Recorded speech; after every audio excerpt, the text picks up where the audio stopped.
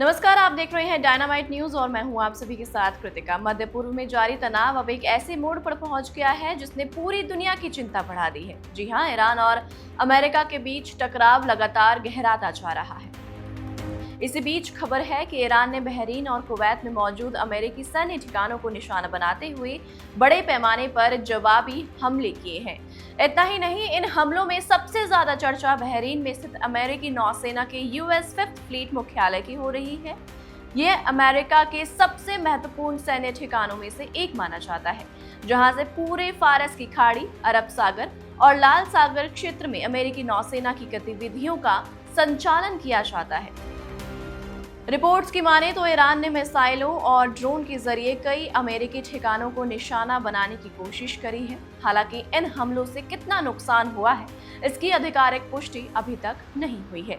वहीं अमेरिकी सेना और संबंधित देशों की ओर से भी स्थिति पर लगातार नजर रखी जा रही है। वैसे आपकी जानकारी के लिए बता दें कि विशेषज्ञों का मानना है कि अगर अमेरिकी सैन्य ठिकानों पर इस तरह के हमले जारी रहे तो ये संघर्ष केवल ईरान और अमेरिका तक सीमित नहीं रहेगा। बहरीन, कुवैत, कतर, सऊदी अरब और संयुक्त अरब अमीरात जैसे कई देश भी इसकी चपेट में आ सकते हैं। इससे पूरे मध्य पूर्व में अस्थिरता और बढ़ने की आशंका भी जताई जा रही है। दरअसल अमेरिका के इन सैन्य ठिकानों का इस्तेमाल क्षेत्र में सुरक्षा अभियानों, समुद्री निगरानी और सैन्य रणनीति के लिए किया जाता है। ऐसे में इन ठिकानों पर हमला केवल एक सैन्य कार्रवाई नहीं, बल्कि अमेरिका को सीधी चुनौती के रूप में देखा जा रहा है।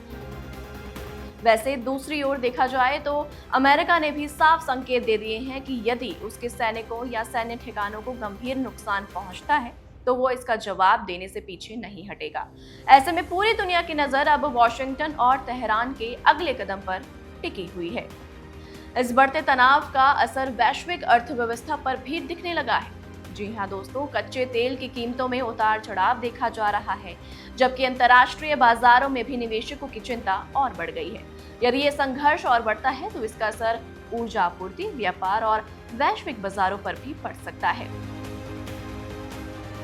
फिलहाल सबसे बड़ा सवाल यही है कि क्या दोनों देशों के बीच ये टकराव पूर्ण युद्ध का रूप लेगा या फिर कूटनीतिक प्रयासों के जरिए हालात को नियंत्रित किया जा सकेगा। आने वाले कुछ दिन इस पूरे क्षेत्र और दुनिया की सुरक्षा के लिहाज से बेहद महत्वपूर्ण माने जा रहे हैं। इस पूरे घटनाक्रम पर आपकी क्या राय है? आप भी हमें अपनी राय कमेंट सेक्शन में जरूर बताइएगा। फिलहाल आज के लिए इस वीडियो में इतना ही। और भी ऐसी स्टोरीज को देखने के लिए आप जुड़े रहिए हमारे साथ। तब तक के लिए नमस्कार।